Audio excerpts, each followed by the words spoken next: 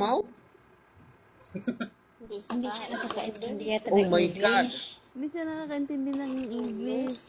Ang salita lang nila. Kaya, So, ano okay. lang siya. Sir Mustafa, musi-musi? Hindi nga Oh. Musi-musi, si muni-muni? ano yan, host. Miss Clint, ano po ang kanyang lingwahe? Please help me. Si Miss ano, Hindi ko alam. Lagay mo dito. Hindi mo alam. Okay, dahil dyan, Sir Mustafa, kayo po ba ay tulik na? Ha? Hi. Aray ko, natukan lang.